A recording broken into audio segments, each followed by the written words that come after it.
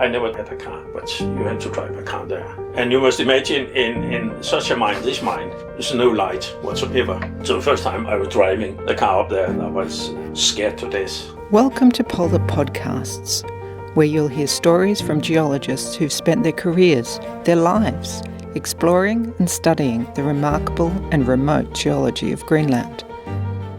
Why did they become fascinated with Greenland? What were the problems and the discoveries that drove them?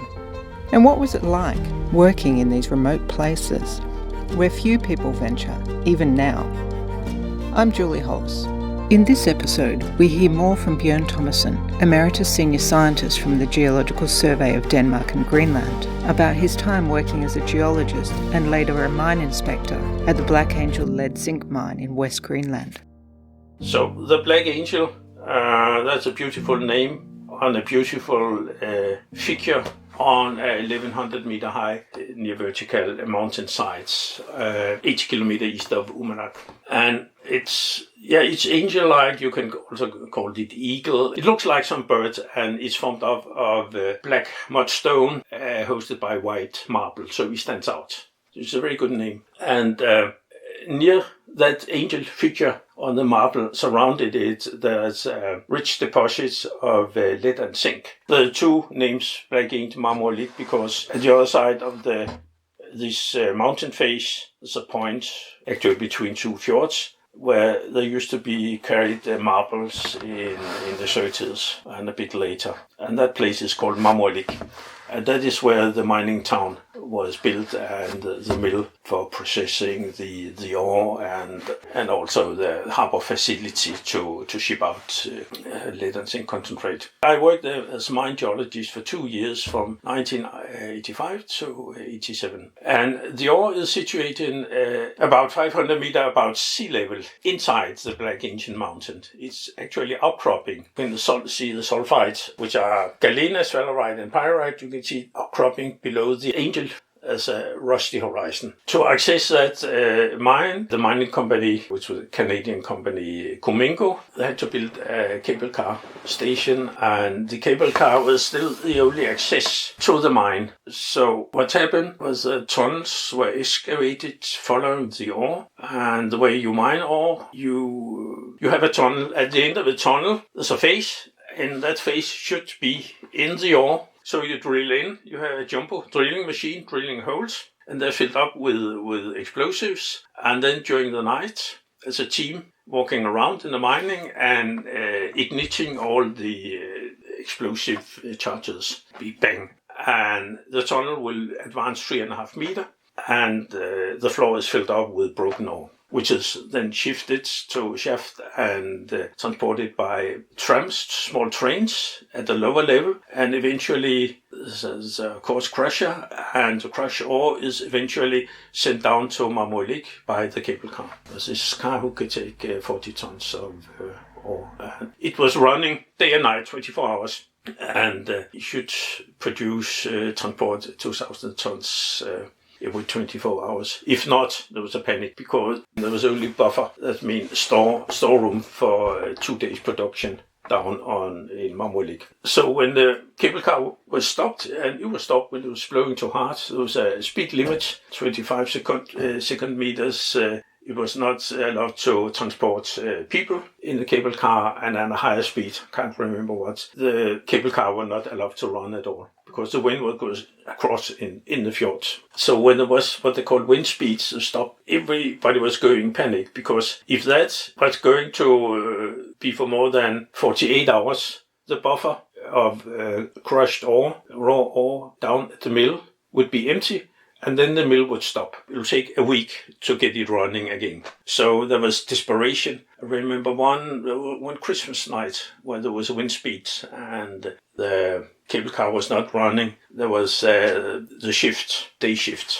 There were 2 shifts of 10 hours a day and a night shift. They had to stay overnight, December 24th, up in the mine. There were tea rooms, but it was rather rough because of wind speed. So very dramatic. But apart from that, life as a mine geologist was, there was this routine that in the morning I went up with the cable car and took my way around in the mine And we were 4 geologists in the mine departments.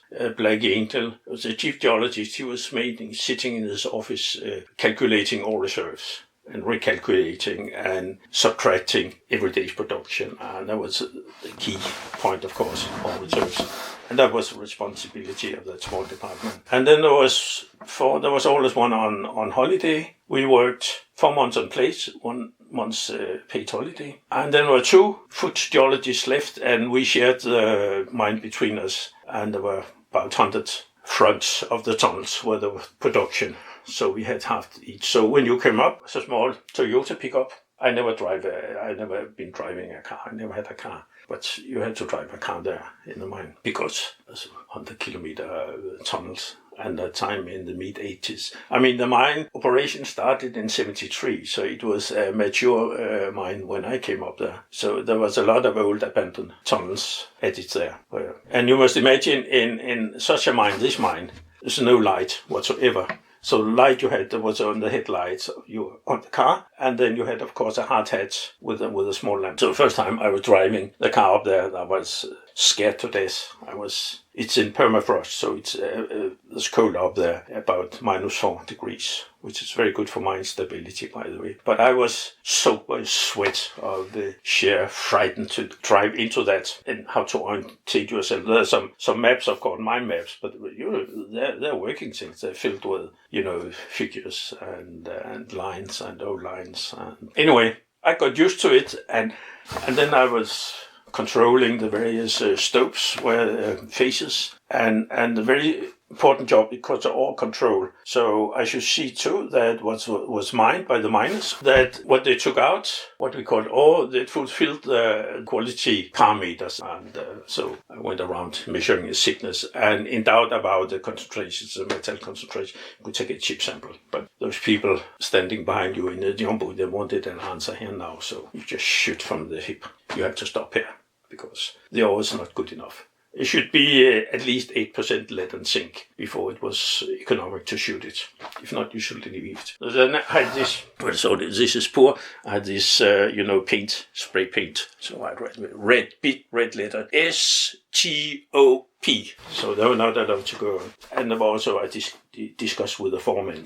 They were operating in teams with the foreman in each. And I talked with the foremen for each of those. And I said to him, that one, it can continue, they all will be good, it will continue, so just carry on. And then when I came up next day, they had drilled and blasted, and it was very interesting to see what they had found, where they blasted out, whether it was real ore or grey rock, what we called waste. I mean, the mine, there were 2 things, there were ore and waste. Everything which was not ore, there was waste. Then in the middle of the day, I took the cable car down to the office, sitting there, and then I wrote reports to the mine bosses with recommendations. And I've stopped that and that stope, but you should continue, follow the ore, and you shift to the left. They could move the tunnel, left, right, up and down to follow the ore into the mountain. And I did that, and I took care to make drawings. I have a lot of drawings of the faces. But then when you come up next day and came in, and I said, well, the ore continues, you just take another round here. Came in and saw a face. White face, pure marble, no sulfide at all.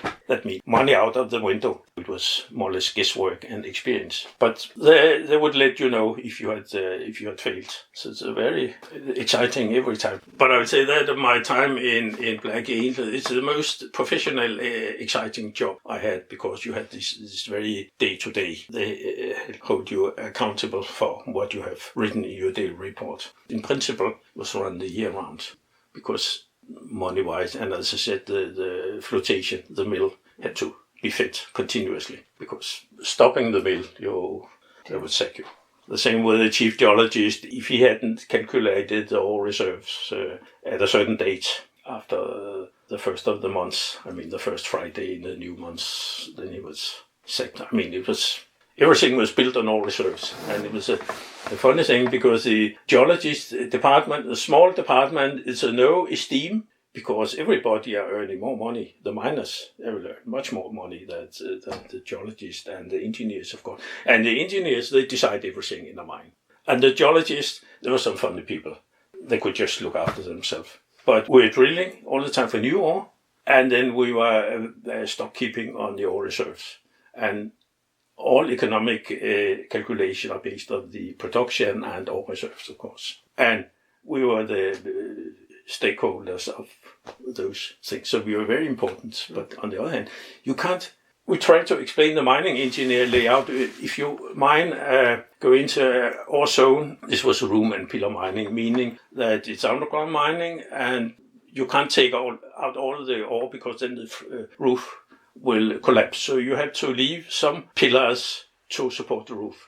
And say we have a flattish ore, but it was not equally thick. So we thought the smart thing was to put the pillars in where the ore is thin, and mine the surrounding room where the ore is thick. And we were measuring its thickness with, measuring thick all the time and put it into a computer. We had a database. So we had hold on the thickness of the ore.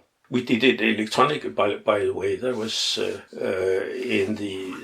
in the early 80s, electronic ore reserve database, also used for calculation. That was state of the art in those days.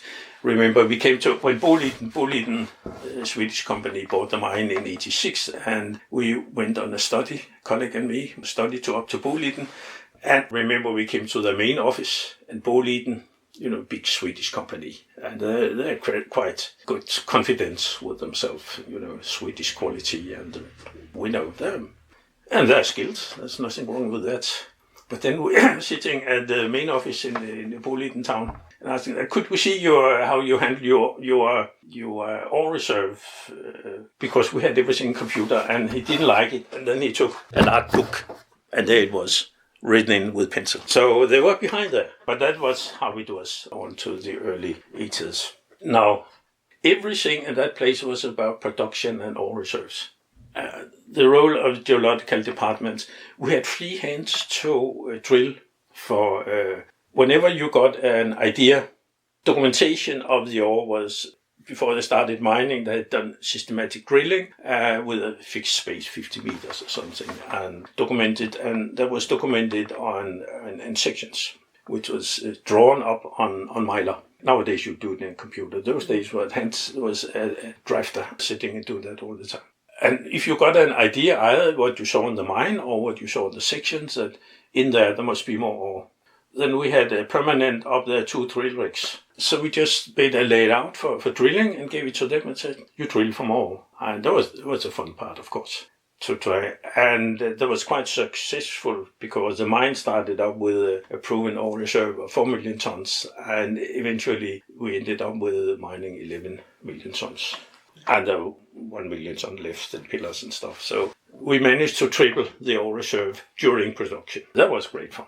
After 2 years working at Black Angel, Bjørn left for a position with the Geological Survey, working in South Greenland, which you can hear about in the next episode. After that, he applied for a position as a mine inspector with the survey. So I applied for a job then, which was vacant, and that was as a mine inspector for the Black Angel mine, which I had left a year previously. So I knew that mine. And that was great fun. I came up now as official representative of the system, the state system, which has issued the license. That means empowered to close the mine if they didn't fulfill the commitments. So I could travel up 4 times a year after my choosing and went around in the mine. And what I should control was essentially ore reserves and ore production. And I can tell a lot about what's happened with production because the mill was constructed to process 800,000 tons of ore a year, resulting in, I can't remember, 150,000 tons of concentrate, lead zinc concentrate, something like that. Problem was there was a team monitoring also from the state environmental people the environment out in the fjords, and they had put restrictions on the production because thinking was when the mill was running on full capacity, 100%, there'd be more pollution. So they had cut it down and said you should only let it run on 95%. And that was controlled efficiently by how much ore came into the mill and how much concentrate and waste came out. And I had to report those figures. They were the official, so I put up tables on that. And for some reason, there always came more ore into the mill than they had concentrate out, or some. It didn't fit out because we could see geological departments measured what had been mined up the mine, simply subduction, daily production from ore reserves, and then there was a weight on the crushed ore which came into the mill, and with also weight on the concentrates which came out, and it didn't fit out, and I can't see it. My impression was that those engineers, they couldn't bear to let the mill run not on full capacity. Why shouldn't they? And then they manipulated the weights somehow. And when I saw that first time, I said to my boss, something's wrong here. They're cheating. I said, we know that. We all know that. Don't say it to anything. Just leave your figure in the table because nobody will understand it. And they had employed a mining engineer at the company. He did nothing but monitor stability, and there were several factors. But what he did in principle, he had stations around in the mine, and he had a wire coming from the roof and a fixed point at the bottom, and the distance between the loose hanging wire from the roof and the fixed point at the bottom, he measured the distance of 5 centimeters. And he came every day. So with a micrometer, he could measure. And the thing is, if the roof is coming down, it won't do it at once, it becomes slow. And it measures in millimeters. And he put that in his computer so he could draw maps, and he could see where in the mine do we have a larger convergence and other places. He also mapped out the pillars, whether they were breaking up. If they took too much loads, you could see they were crisscrossed by cracks. And the worst scenario, there was what they called domino pillar collapse. And you can imagine a situation, there was some very large room in the old part of the mine, which had been mined out with pillars 30 meters high. When you were standing there, you had your lamp in and your heart had looked up there, you couldn't see the roof. Anyway, they were afraid if the pillars were gone, one was gone, there would be more pressure on the surrounding pillars. So they will yield also, and the next will yield, so there will be this domino pillar collapse. Where you say, whoosh, and everything would collapse. And that was the worst case scenario. That should be avoided. And that came to a very interesting choice at the end of the life of the mine. They wanted to mine the big pillars in the pillar room just inside the mine. The 30-meter high pillars, and they were thick.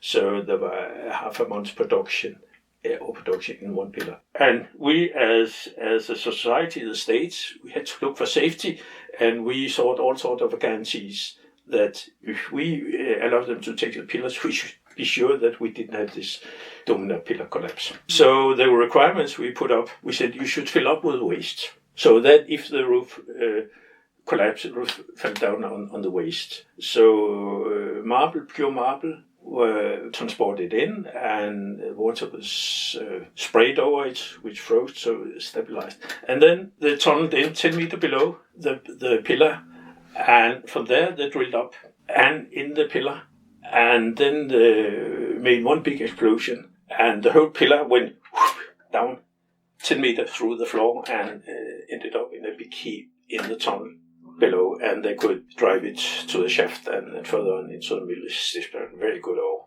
And then this technician, this mine engineer, he went out and looked at the station. How much? Now we're saying that big pillar. They all had names, of course, the pillars. How much has the roof come down? And you have to have a time factor. There's a time factor too. You have to wait. So we had to set up rules. You can't take the next pillar before we have waited 3 weeks or something. And that was held up with at the end time of the mine.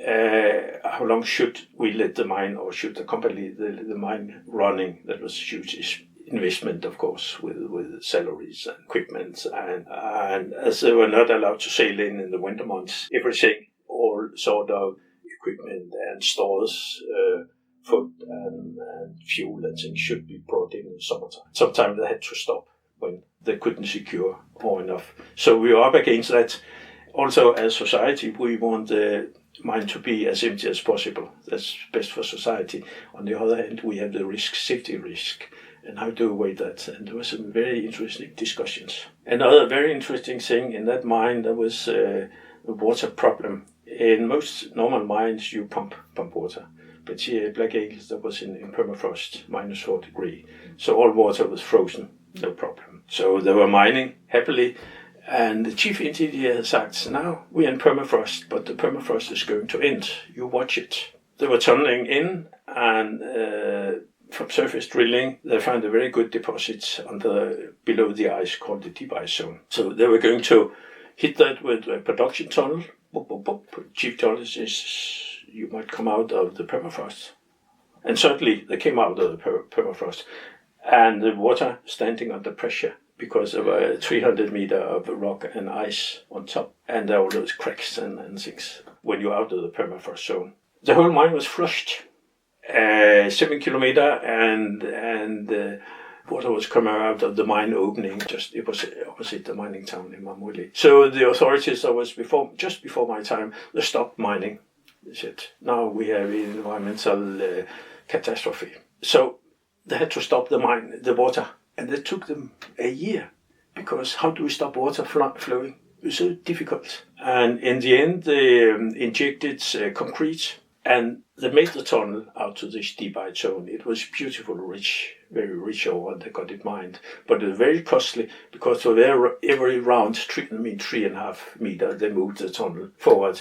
They had to inject the surrounding with concrete. And then at the end of the mine, the environmental people, geologists, and we also diverted the water. It was flowing out and another opening, because you can't stop water, it's just the flow.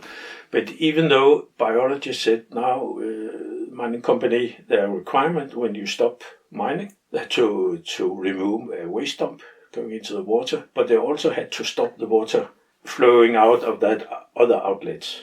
Just diverted and flowing out in water, and pure water. But you know what? No, they were afraid that this would freeze out, so the water would continue over that and float the whole mine. Probably there's all over the mine the galena, crushed galena on the floor, because the big trucks, they're always losing some of the ore on the floor. So it's generally very pollution. Lead is, of course, the big pollution. So environmental people said that decided there should be built a wall to keep the water out of the mine, and they asked me as a geologist, you show us where there are no cracks in the rock. So I looked at the mapping and found a place where mapping geologists had put no cracks on. I said, you put it here. And we had warning. I was at that meeting, and our rock mechanics, Norwegian genius, very nice person, and he kept saying to the biologist, it's this meeting here, it's a waste. Remember, it's the waste of your money and my time to build the water. You can never keep the water back. But they insisted, the state required, company, you must build that 7 meter thick wall. So they built the walls, and there was a nice tap. And remember the foreman, he was very proud of his great work. That's 7 meter thick in that zone, plug, real concrete plug there, and a tap you could open and close. And then we came up a week later, there was just so much water floating past. It came out of all sort of cracks because the water under pressure, and there was marble that filled up with cracks, and it's still flowing. And then they gave up, the biologist. But the expert he had said on that meeting, very distinct, you're wasting my time and your money. I'm Julie Hollis, and you've been listening to Polar Podcasts.